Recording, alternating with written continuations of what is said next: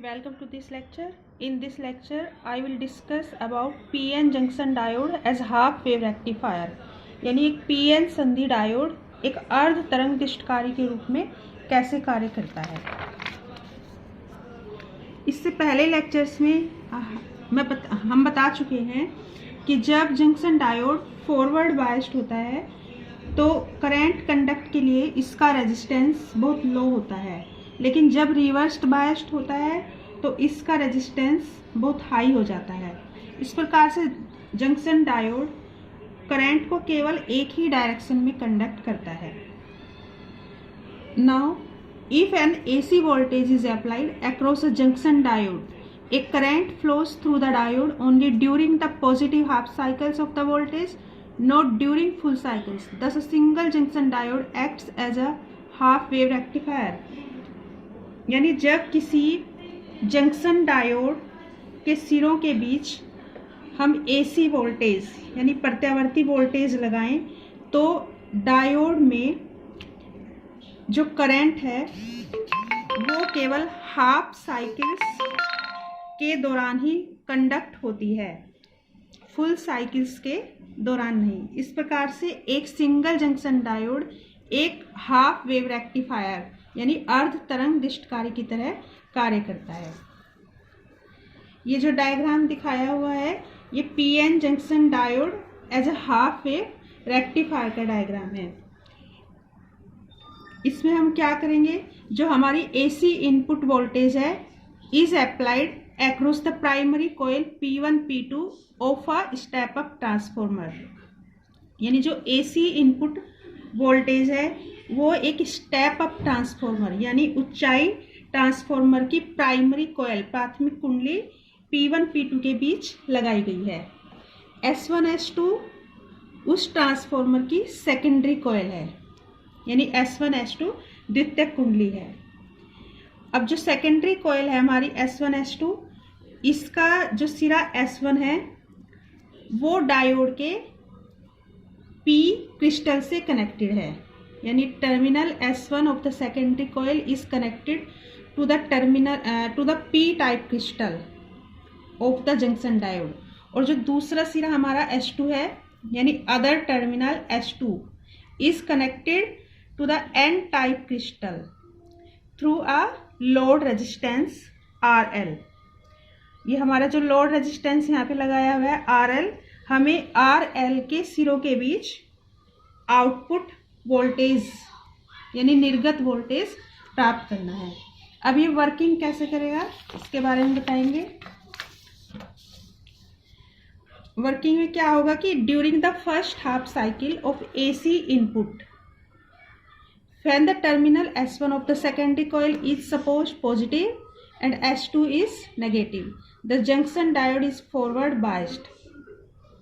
यानी AC input voltage के पहले हाफ साइकिल में हम ये सपोज करेंगे कि S1 पॉजिटिव है और S2 नेगेटिव है।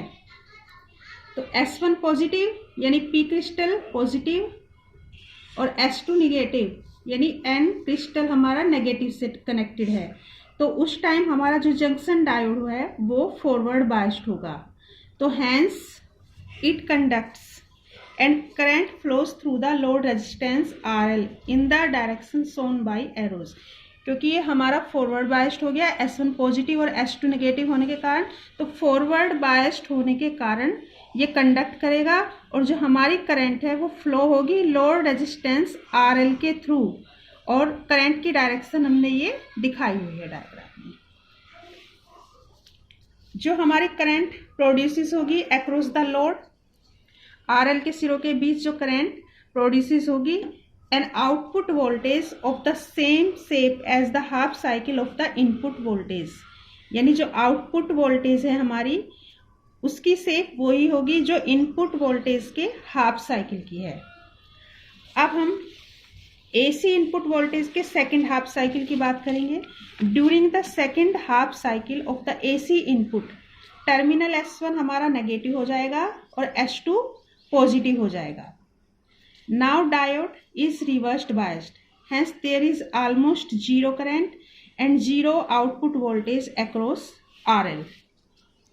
यानी सेकेंड हाफ साइकिल में क्या होगा कि जो हमारा S1 टर्मिनल है वो नेगेटिव और S2 टर्मिनल पॉजिटिव होगा। यानी जो हमारा जंक्शन डायोड है वो इस टाइम सेकेंड हाफ साइकिल में रिवर्स बायस्ड है। रिवर्स बायस्ड में क्या होगा कि करंट जो है हमारी ऑलमोस्ट जीरो करंट है and zero output voltage across RL। ये जो हमारा प्रोसेस है फर्स्ट हाफ साइकिल और सेकेंड हाफ साइकिल का, ये बार बार रिपीट होगा। दस the output current is unidirectional, यानी जो हमें आउटपुट करंट मिलेगी वो हमारी यूनिडायरेक्शनल होगी, एक दिशीय होगी, बट इंटरमिटेंट एंड पल्सेटिंग, लेकिन आंतरायिक और स्पंदमान होती है। अब इन डायग्राम्स में हमने यहाँ पे ये इनपुट वोल्टेज की वेव फॉर्म दिखाई हुई है और ये आउटपुट वोल्टेज की वेव फॉर्म दिखाई हुई है। Input voltage first half cycle, second half cycle, लेकिन जो हमें आउटपुट करंट मिलेगी यहाँ पे वो फर्स्ट हाफ साइकिल में मिलेगी और सेकंड हाफ साइकिल में almost zero current and zero output voltage. इसी तरह जब दोबारा रिपीट होगा तो फर्स्ट हाफ साइकिल में करंट कंडक्ट होगी, सेकंड हाफ साइकिल में उसी तरह से almost zero current and zero output voltage. Since the output current corresponds to one half of the input voltage wave, क्योंकि जो हमारी आउटपुट वोल्टेज है, जो आउटपुट करंट है वो केवल इनपुट वोल्टेज के केवल हाफ में होती है, इसलिए जो हमारा इसमें सेकेंड हाफ होता है, अदर हाफ होता है, वो मिसिंग होता है। इसलिए इस प्रोसेस को हम हाफ वेव रेक्टिफिकेशन या अर्ध तरंग दिष्टकरण बोलेंगे। Thank you.